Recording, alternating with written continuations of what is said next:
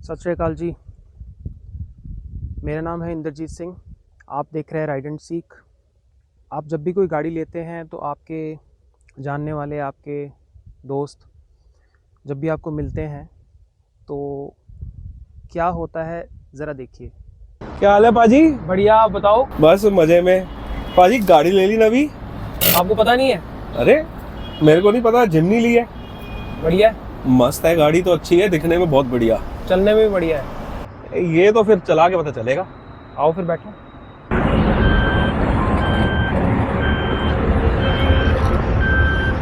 हाँ जी, क्या रिपोर्ट है? पाजी गाड़ी तो मजेदार है, चलने में मजा आया, हाँ जी। लेकिन एक चीज बताओ, हाँ हाँ। छठा गियर कितने है? छठा गियर? हाँ जी। छठा गियर चाहिए इसमें? वो छठा गियर तो होता है। पाजी गाड़ी तो मजेदार है, बहुत मजा आया चलाने में। हाँ। पर छठा गियर कितने है? इनको भी 6वां गियर चाहिए। पाजी गाड़ी तो बहुत बढ़िया है, ये तो बताओ छठा गियर का है? हाँ? छठा गियर का है? छठा गियर चाहिए? हाँ। बाजी इसमें छठा गियर नहीं है? जी हाँ, ऐसे ही कुछ सवालों के जवाब देते देते मैं उनको थक गया, तो मैंने सोचा कि उनकी तरह बहुत सारे ऐसे मेरे सब्सक्राइबर्स, राइड एंड सीख को देखने वाले दर्शक, इस गाड़ी में इंटरेस्ट लेने वाले लोग बहुत सारे होंगे जो ये जानना चाहते होंगे कि आखिर क्यों नहीं है इसमें 6th गियर। आज इस मिस्ट्री को सॉल्व करते हैं। कोशिश की है मैंने चीज़ों को बहुत ही सिंपल रखने की, ज़्यादा कॉम्प्लिकेट ना करने की। कॉम्प्लिकेट किया जाए तो बहुत सारा मैथ्स, बहुत सारा फिज़िक्स लगाना पड़ता है, पर क्योंकि अल्टीमेटली यूज़र ने उसे यूज़ करना है और उसे यूज़र एक्सपीरियंस चाहिए होता है। पेपर के पीछे स्पेक शीट्स पे क्या लिखा है वो एक अलग बात है, और यूज़र जिस तरह से उसे फील करता है वो एक अलग बात है। तो मैंने कोशिश की है इस डिस्कशन को, इस वीडियो को सिंपल से सिंपल रखने की। तो चलिए शुरू करते हैं कि आखिर क्यों नहीं है इसमें 6th गियर, या फिर एक 5 स्पीड और एक 6 स्पीड में क्या फ़र्क है, कौन सा बेटर है, आपको क्या पिक करना चाहिए, किस पर्पज़ के लिए पिक करना चाहिए। इसे समझने से पहले हम जनरली सारी गाड़ियों के लिए 5 स्पीड मैनुअल और 6 स्पीड मैनुअल के ज़रा डिफरेंस को समझते हैं। एक्चुअली डिफरेंस होता है गियरिंग रेशो में। अब ये गियरिंग रेशो क्या होती है? गाड़ी में एक होता है ड्राइविंग गियर और एक होता है ड्रिवन गियर। ड्राइविंग गियर आप इंजन समझ लीजिए, और जो ड्रिवन गियर है उसे आप व्हील समझ लीजिए। वैसे इंजन सीधा व्हील से कनेक्टेड नहीं होता, इसमें और बहुत सारे गियरिंग रेशोज़ यूज़ की जाती हैं। डिफरेंशियल की गियरिंग रेशो है, एक्सेल की गियरिंग रेशो है, लेकिन हम जितना इस चीज़ को और ऐड करते जाएंगे चीज़ें और कॉम्प्लिकेटेड होती जाएंगी। चीज़ों को आसान रखने के लिए मैंने सिर्फ़ और सिर्फ इंजन और जो व्हील है उसकी गियरिंग रेशो को ही मैं कंसिडर कर रहा हूँ। तो आप समझिए कि जो ड्राइविंग गियर है वो इंजन है और जो ड्रिवन गियर है वो व्हील है। इन दोनों में साइज़ में और इनके नंबर ऑफ टीथ्स में डिफरेंस होता है। इसी डिफरेंस की वजह से हम इनकी रेशोज़ निकालते हैं। जैसे थोड़ा सा समझिए, देखिए फर्स्ट गियर में जो गियर है आपका, जो ड्राइविंग गियर है जो इंजन से कनेक्टेड है वो छोटा होता है, उसके टीथ कम होते हैं, और जो ड्रिवन गियर है, जो व्हील का गियर है, उसके टीथ ज़्यादा होंगे। इन दोनों में फ़र्क होता है, और फ़र्क आप मान लीजिए फॉर एग्ज़ाम्पल मैंने कहा कि 4 गुना का फ़र्क है। 4 गुना का फ़र्क है। जो ड्रिवन गियर है, जो इंजन का गियर है, जो फर्स्ट गियर जिसे हम कहते हैं, वो 4 गुना छोटा है व्हील के गियर से। इसका मतलब ये हुआ कि अगर इंजन 1000 आरपीएम पे घूम रहा है 1 मिनट में, अगर वो 1000 आरपीएम पर है, उसका 1/4 मतलब 250 आरपीएम होंगे व्हील के, 4 गुना कम। इंजन की स्पीड 4 गुना ज़्यादा होगी और व्हील की स्पीड 4 गुना कम होगी।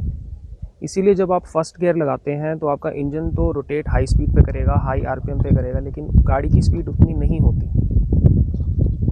जैसे आप सेकंड गियर लगाते हैं वो रेशो चेंज हो जाती है और जो आपका ड्रिवन गियर है वो थोड़ा सा बड़ा हो जाता है। अब वो डिफरेंस कम हो जाएगा। जो 4 गुना का डिफरेंस था, सपोज मान लेते हैं कि अब वो 3 गुना हो गया।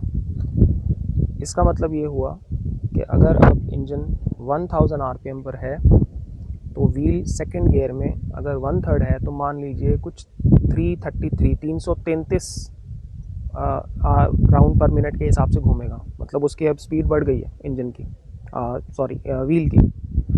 फिर जैसे आप और थर्ड गियर में जाएंगे, थर्ड गियर में डिफरेंस और कम हो जाएगा। फिर मान लीजिए आधा ही हो गया डिफरेंस और रेशो हो गई 2:1।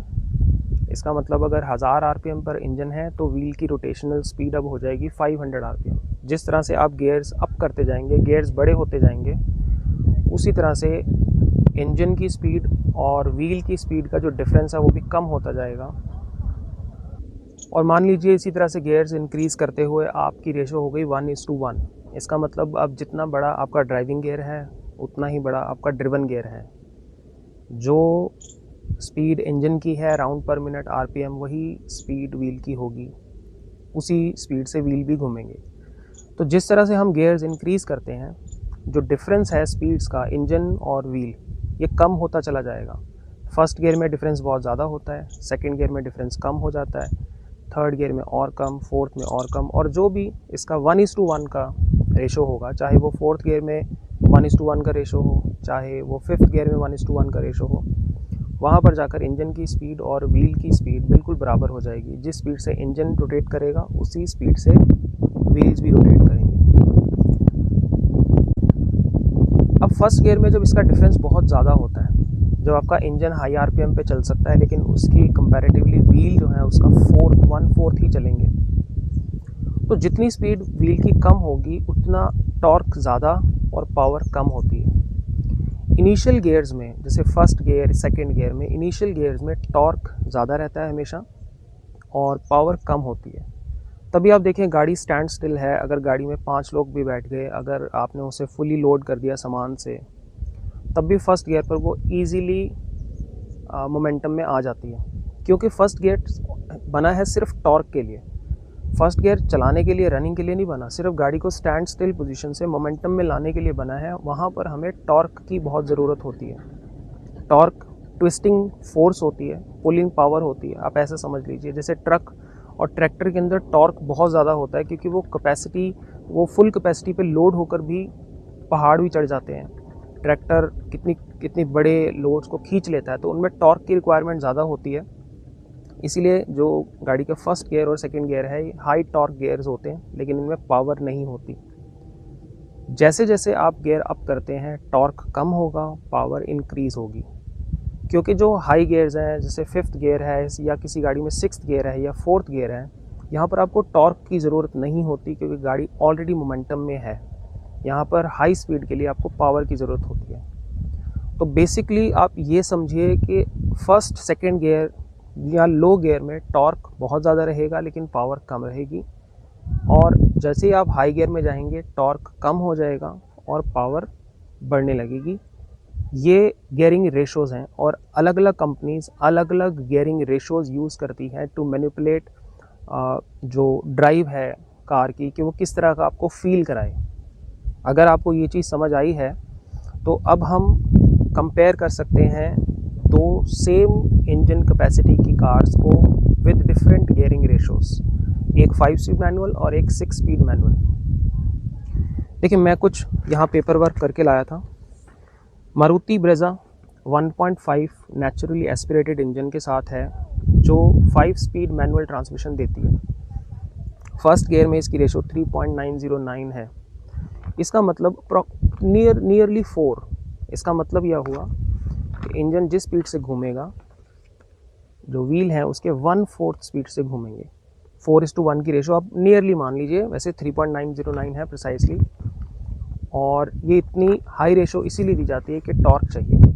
अगर मैं कंपैरेटिवली क्रेटा देखूं तो क्रेटा में जो 6 स्पीड मैनुअल ट्रांसमिशन आता है 1.5 में, 3.833 इसका रेशो है, आसपास है, कोई ज़्यादा फ़र्क नहीं है। तो जिस तरह से वो पुल करेगी क्रेटा, उसी तरह से ब्रेजा भी पुल करेगी। सेकंड गियर में जो ब्रेजा है इसका रेशो है 2.043, वेयर एज क्रेटा के लिए 2.143। कोई ज़्यादा फ़र्क नहीं है, 19-20 का फ़र्क है।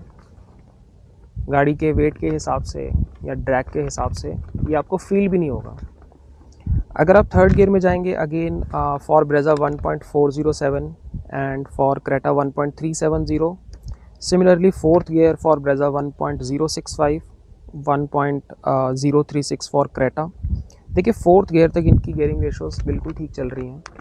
अब फोर्थ गियर के बाद जब दोनों फिफ्थ गियर में आती हैं तो आप देखिए गियरिंग रेशो कम हो गई है 1 से। जब गियरिंग रेशो 1 से छोटा हो जाए, इसका क्या मतलब हुआ कि अब आपका जो इंजन का गियर है, जो ड्राइविंग गियर है, वो हो गया बड़ा, उसके टीथ या उसके व्हील्स बड़े हो गए, और जो आपका ड्राइविंग गियर है व्हील के साथ कनेक्टेड है, उसके टीथ या उसका साइज़ छोटा हो गया।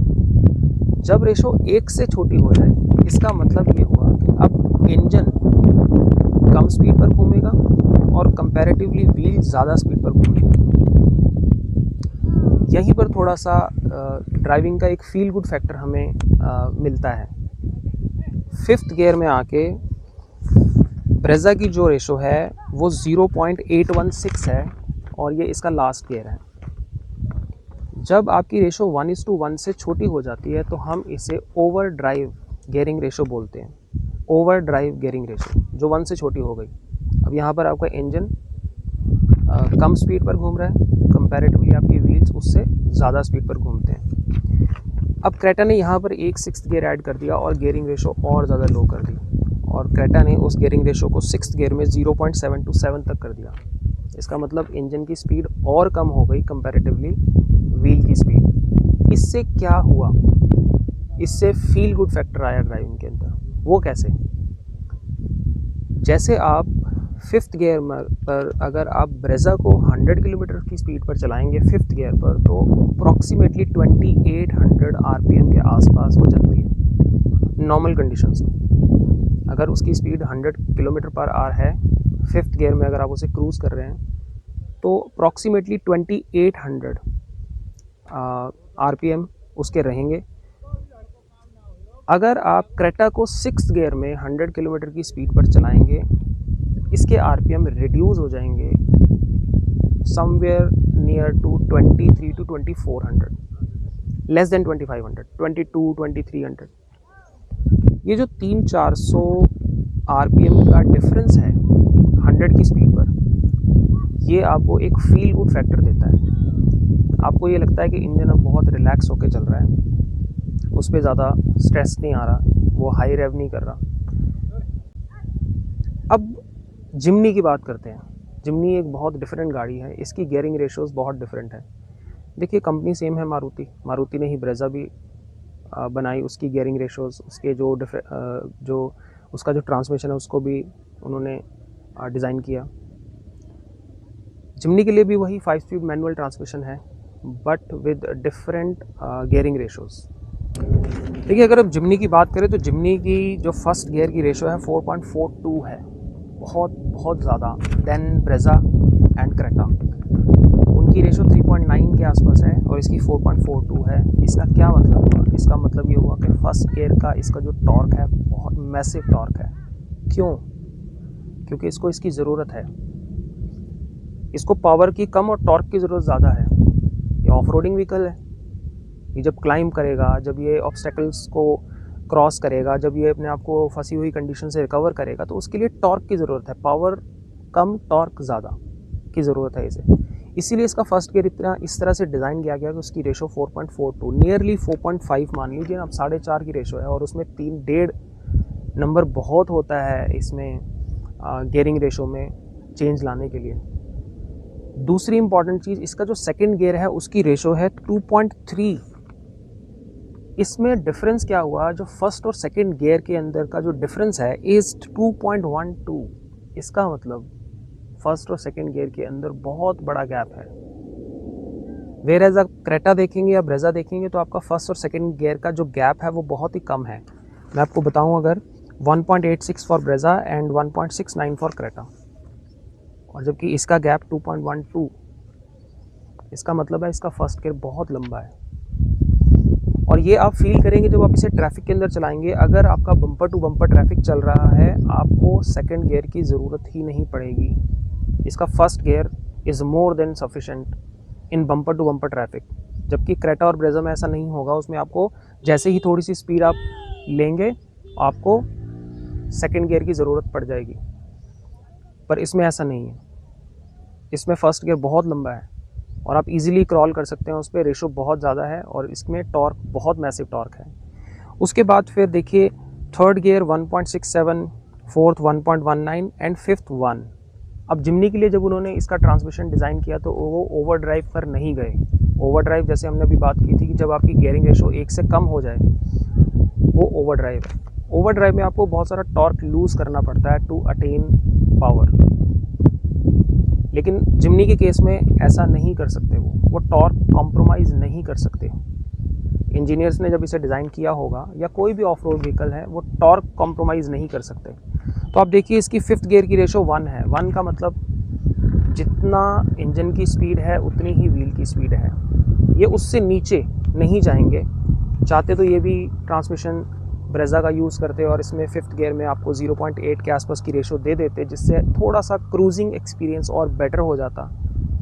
अभी आप इसे अगर हाईवे पे चलाएंगे 100 किलोमीटर की स्पीड पर, तो ये नियरली 3000 आरपीएम के आसपास चलती है। कभी कभी 3100 according to wind conditions and all. कभी कभी ड्रैग ज़्यादा हो कम हो, तो मान लीजिए 3000 आरपीएम के आसपास चलती है, जो नॉइज़ी हो जाता है। आपको लगता है इंजन बहुत स्ट्रेस में है। 3000 आरपीएम पे चल रहा है, 3100 आरपीएम पे चल रहा है और स्पीड 100 की है। वहीं आप अगर क्रेटा को चलाओगे तो वो चल रहा है 2200-2300 आरपीएम पे। ह्यूज डिफरेंस होता है, ये कम डिफरेंस नहीं, बहुत बड़ा डिफरेंस है ये। इसका जो स्वीट स्पॉट है इज़ 80 to 90। जब आप इसे 80 to 90 पे चलाएंगे तो इसके जो आरपीएम है वो 2600, 2700, 2500 इसके आसपास रहेंगे, जहाँ पर आपको एक गुड ड्राइविंग एक्सपीरियंस मिलता है, आपकी ड्राइवेबिलिटी एक्सपीरियंस अच्छा हो जाता है। लेकिन जैसे ही आप इसे 100-110 पे पुश करते हैं, आरपीएम इंक्रीज़ होने लगते हैं 3000, 3100, 3200, जो थोड़ा सा नॉइज़ी हो जाता है। और नॉइज़ी होने के साथ साथ आपको ये लगने लगता है कि यहाँ पर इंजन पे बहुत ज़्यादा स्ट्रेस है, बहुत ज़्यादा स्ट्रेन है। इसलिए मेरे सारे दोस्त मेरे से आके पूछ रहे थे कि इसमें सिक्स्थ गियर कहाँ है, क्योंकि उनको वो फील हो रहा है कि इसमें सिक्स्थ गियर होना चाहिए था। जैसे ही आप एक सिक्स्थ गियर लगाएंगे, इंजन एकदम शांत हो जाएगा, एकदम 2200, 2300, 2400 आरपीएम पे आके क्रूज़ करेगा। पर मेरे दोस्त, ये क्रूजिंग के लिए नहीं बनी। आप इस बात को समझो ना, क्रूजिंग के लिए नहीं बनी। अगर कंपनी ऐसा कर दे तो कंपनी का क्या जाएगा? क्या उन्होंने जो ट्रांसमिशन ब्रेजा में दिया वो इसमें नहीं दे सकते थे? दे सकते थे। कोई इंजीनियर्स के लिए, कोई सुजुकी इंजीनियर्स के लिए बहुत बड़ी बात है इस चीज़ को करना? नहीं, बिल्कुल नहीं। वो कर सकते थे, क्यों नहीं किया? गाड़ी का पर्पस कुछ और है। वो टॉर्क लूज़ नहीं करना चाहते। आपको अगर हाईवे के ऊपर एक अच्छा एक्सपीरियंस देने के लिए अगर वो एक गियरिंग रेशो और कम कर दें या एक एडिशनल गियर ऐड कर दें, एडिशनल गियर चलिए ना भी ऐड किया जाए, अगर गियरिंग रेशो भी कम कर दें और 300-400 आरपीएम को अगर वो थोड़ा मैनेज कर सकते हैं, गाड़ी बहुत सारा टॉर्क लूज़ कर देती है। गाड़ी की जो गियरिंग रेशोज़ हैं वो डिस्टर्ब हो जाएंगी। अब आप ये कहेंगे कि थार भी तो 6 गियर के साथ आती है, उसका भी एक बहुत अच्छा ड्राइविंग एक्सपीरियंस हाईवे पे रहता है। डेफिनेटली रहता है, वो एक बड़ा इंजन है with more power, more torque in hand always. तो जब आपके पास ज़्यादा टॉर्क अवेलेबल है, जब आपके पास ज़्यादा पावर अवेलेबल है, यू कैन मैनिपुलेट, आप खेल सकते हैं थोड़ा गियर्स के साथ। इसका इंजन इतना छोटा है 1.5, इसका पावर बहुत ही कम है, इसका टॉर्क बहुत ही कम है कंपैरेटिवली थार। तो इनके पास वो फ्रीडम नहीं थी, वो स्पेस नहीं था जिससे ये एक बहुत ज़्यादा ऐसे गियर्स के साथ कुछ छेड़छाड़ कर सकें, कुछ मैनिपुलेशन कर सकें। कार का लो एंड टॉर्क इतना ज़बरदस्त है, जब आप इसे कभी चलाएं तो इसे कभी एक्सपीरियंस करें। सेकंड गियर के ऊपर आप अगर एक्सेलेरेटर छोड़ भी देंगे, सिंपली सिर्फ और सिर्फ क्रॉल करेगी। No need to accelerate the car. चाहे आप थोड़ी बहुत इंक्लाइंड पर भी हों, ये अपने आप चढ़ जाएगी। आप कभी चलाएं तो इसे एक्सपीरियंस करें। इसकी ड्राइवेबिलिटी का एक्सपीरियंस अगर आपको लेना है तो आप ऐसा देखिए कि इसके गियर्स इस तरह से पैक किए गए हैं कि बहुत जल्दी गियर्स नहीं मांगती।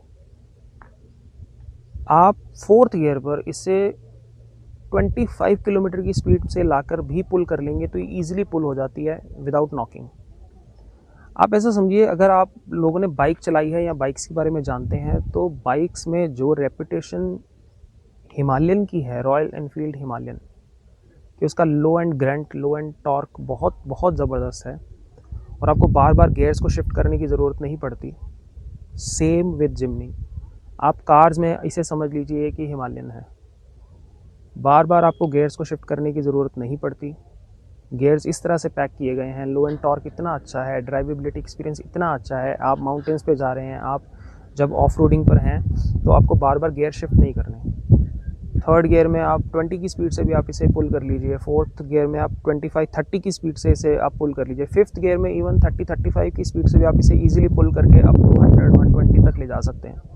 इतना बड़ा बैंड आपको शायद ही किसी गाड़ी में मिले। अगर आप इसमें वो ड्राइविंग कंफर्ट ढूंढ रहे हैं हाईवे के ऊपर जो आपको क्रेटा में मिलता है या hyundai या किया की किसी भी गाड़ी में मिलता है विद 6 स्पीड मैनुअल ट्रांसमिशन, तो आपको नहीं मिलेगा।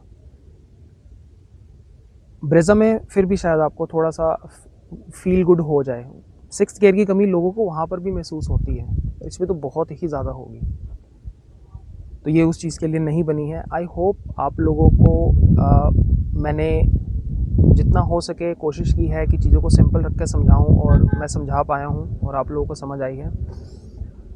अगर आप लोग इसके बारे में पहले से जानते थे और अपना कोई आप इनपुट शेयर करना चाहते हैं तो चैट बॉक्स, कमेंट बॉक्स आप लोगों के लिए खुला है।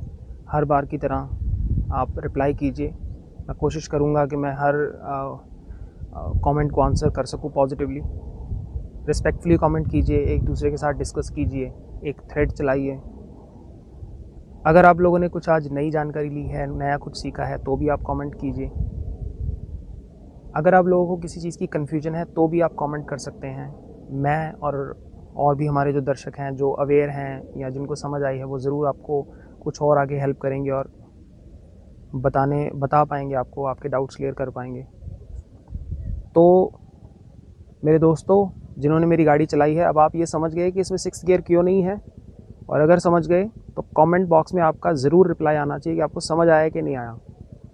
तो ये जी आज की वीडियो में थी जानकारी। आई होप आप लोगों को पसंद आई होगी, समझ आया होगा। और इसी तरह के और इंटरेस्टिंग कंटेंट के लिए चैनल को सब्सक्राइब कीजिए,